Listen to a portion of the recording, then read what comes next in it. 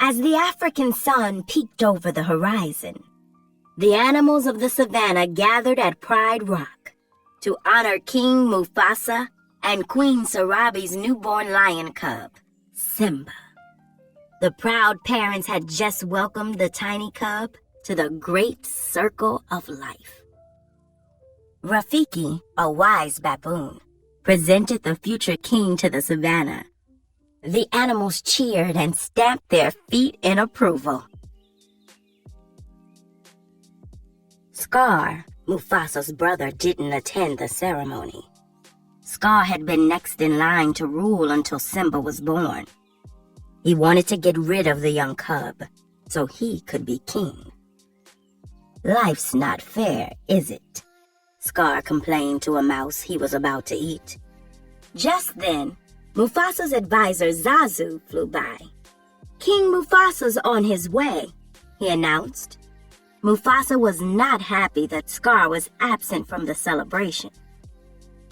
Sarabi and I didn't see you at the presentation of Simba, said the king. As Mufasa's brother, Scar should have been first to greet the cub. Scar shrugged and told the king that he forgot. Then he walked back to his den. Don't turn your back on me, Scar, said Mufasa. Perhaps you shouldn't turn your back on me, Scar warned. As time passed, Simba grew into a curious cub. Mufasa had promised to teach him about being king, so one morning he took Simba to the top of Pride Rock. Look, Simba, said Mufasa, everything the light touches is our kingdom. But he cautioned his son never to go beyond the boundaries of the kingdom. Later that day, Simba visited his Uncle Scar. My dad just showed me the whole kingdom, and I'm going to rule it all, he said excitedly. With an evil grin, Scar asked if Mufasa had shown Simba the elephant graveyard beyond the northern border. Only the bravest lions go there, he added. Scar knew Simba couldn't resist the chance to prove his bravery. Come on, Simba told his best friend Nala. I just heard about this great place. The cubs were eager to explore the graveyard, so they lied to their mothers, asking if they could go to the water hole. Their mothers agreed, but only if Zazu went with them. Once they were in the savannah, Simba and Nala ditched Zazu. As they neared the graveyard, the friends laughed and pounced on each other, before tumbling into a dark ravine filled with bones and elephant skulls.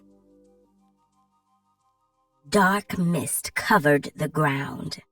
Simba and Nala cautiously walked toward an enormous skull. We could get in big trouble, Nala whispered. Zazu, who had been searching for the cubs, knew they were in terrible danger.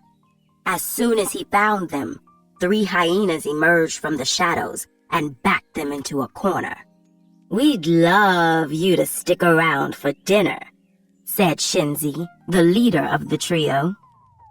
Simba, Nala, and Zazu ran for it, but the hyenas caught Zazu, so Simba ran back to help him. Why don't you pick on somebody your own size? Simba said in his bravest voice. Without hesitation, the hyenas charged after Simba and Nala.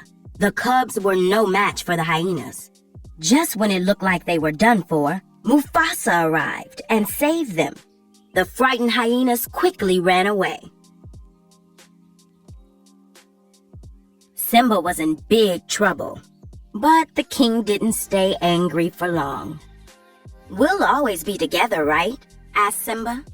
Look at the stars, Mufasa said. The great kings of the past looked down on us from those stars. Just remember that those kings will always be there to guide you, and so will I. Meanwhile, Scar was angry that the hyenas had failed to kill Simba. I practically gift-wrapped those cubs for you, he told them. But Scar had a new plan. Be prepared, he announced, for the death of the king. Why? Is he sick? Asked a hyena named Ed. "No, fool. We're going to kill him. Simba too," he said. The next day, Scar brought Simba to a gorge where wildebeest were grazing nearby.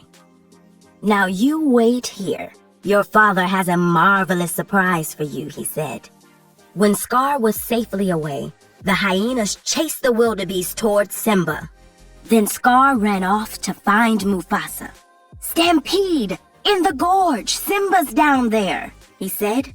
Mufasa immediately hurried off to save his son. Mufasa managed to rescue Simba, but the herd carried the king farther down the gorge.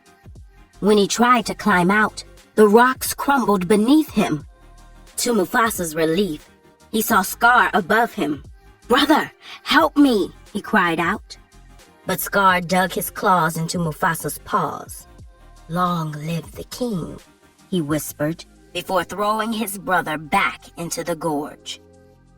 Once the stampede cleared, Simba found his father lying lifeless at the base of a cliff.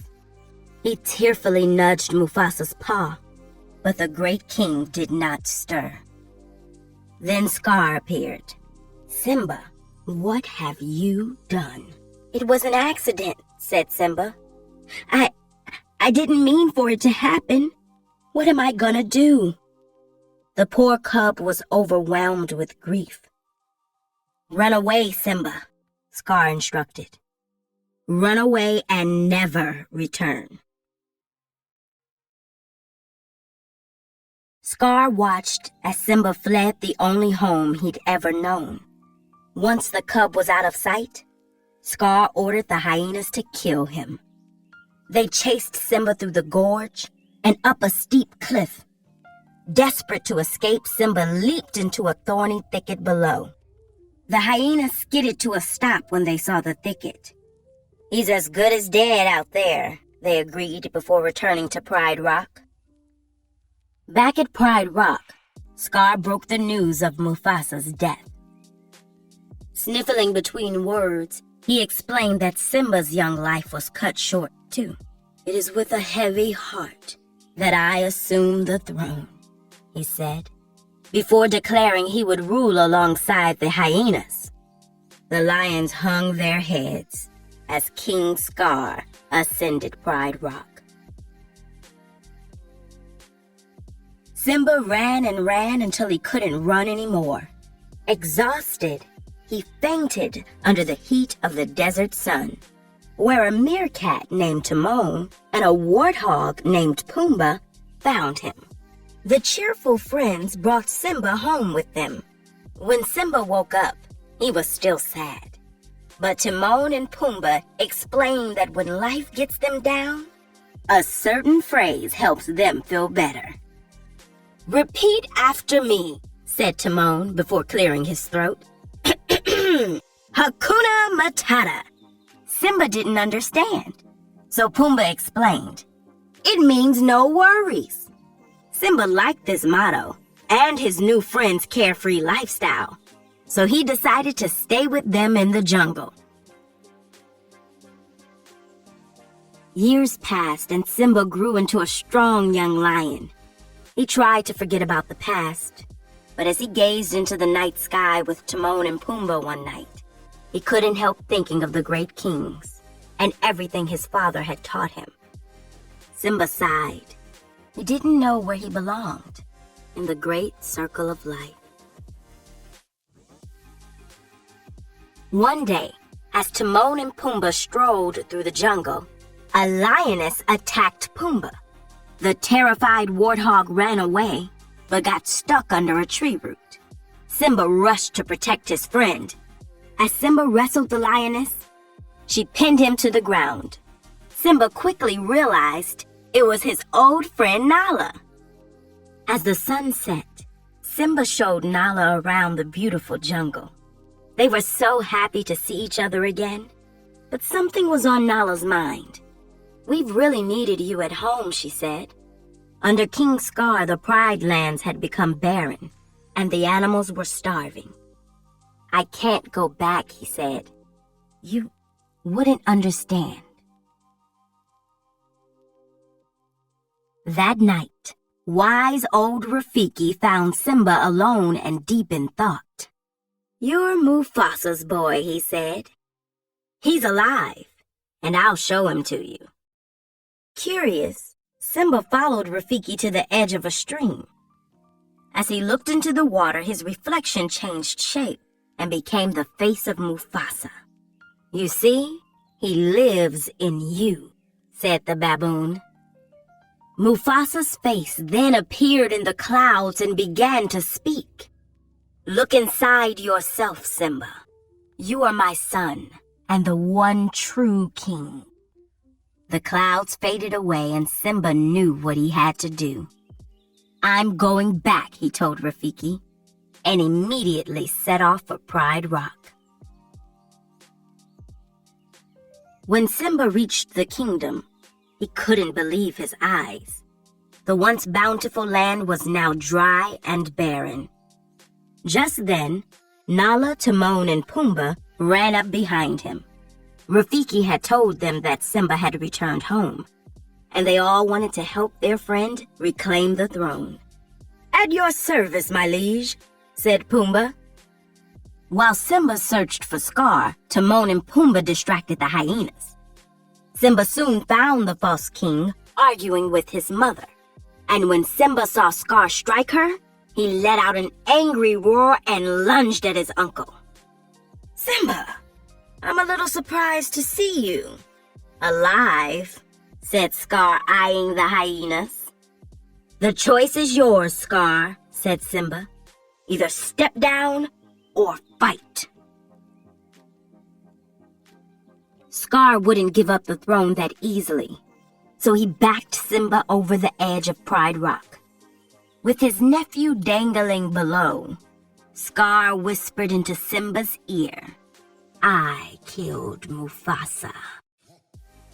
Anger rushed through Simba's body. With a mighty roar, he climbed over the edge and pinned Scar to the ground.